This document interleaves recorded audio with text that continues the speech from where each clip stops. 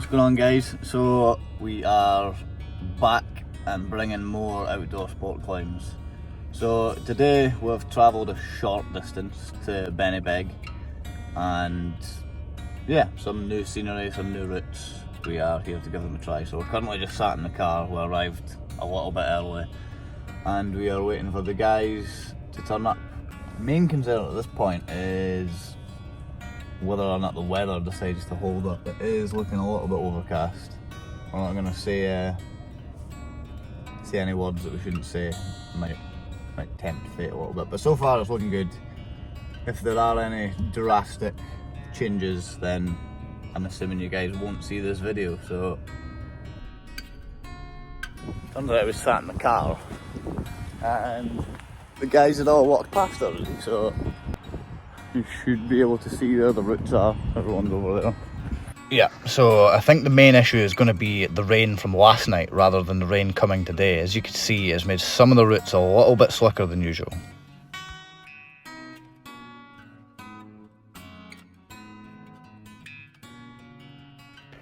So after the usual faff at the bottom, reacquainting, a couple of coffees and a gear check, we were on the wall and ready to go. So I think the plan for today was to attempt 2 on-sites. This one being the first out of the 2 and what I personally deemed to be a decent bit easier than the second one that's yet to come, and you'll see. You'll see the reasons for why I think it's easier, but yeah, I hope you guys enjoy.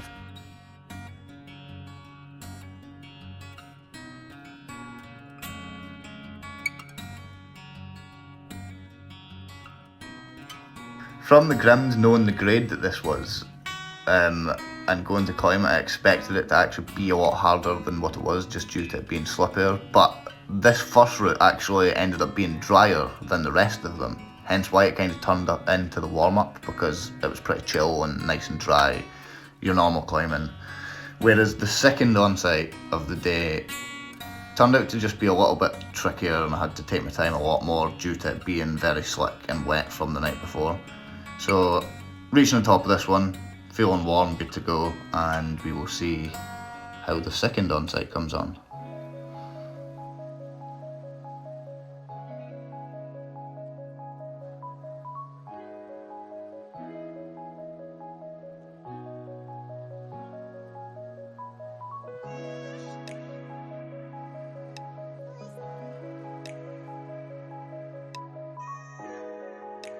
So even just this short climb to the first bolt was when I realised that this was going to be a lot slicker than anticipated from the bottom. So from this point onwards, we're really just moving with a lot more cautiousness, being a bit more, mindful of weight distribution and not trying to put too much weight on one foot or one hand, etc. I think when we're trying to do an on-site attempt, all these little things add up, and it could be the difference between falling and sending it in the end. So yeah, was just being mindful and trying to take my time.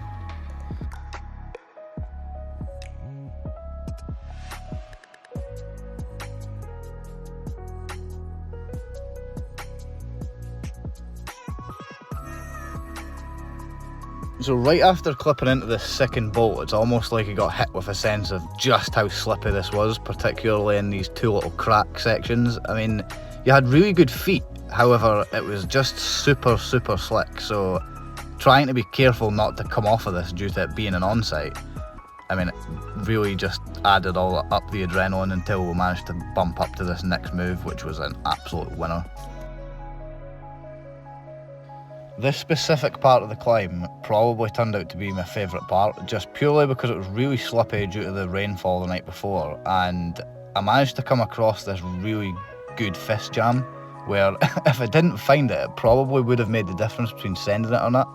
So after I was able to find a hold to bump the left hand to, I could swap for the right fist jam, and once that was in, you're solid, you're not going anywhere. You get a really good crank up onto that arm and sit nice and high on the rock over, and you can just reach for that clip and you're good to go.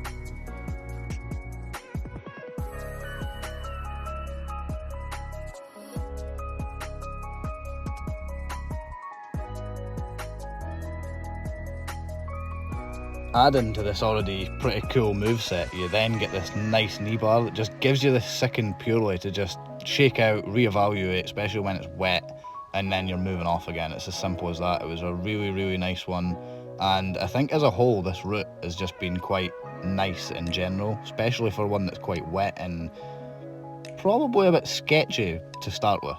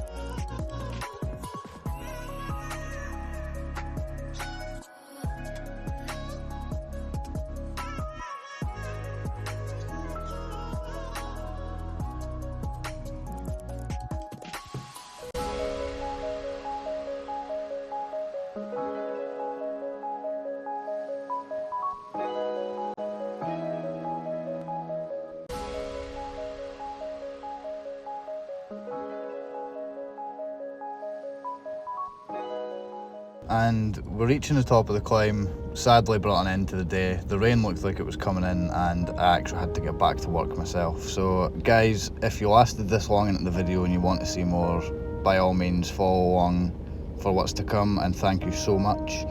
Also a massive thank you to Mike Boyd and his wife, as well as Toby, for helping me all day filming this on the drone and keeping me safe. Thank you guys so much.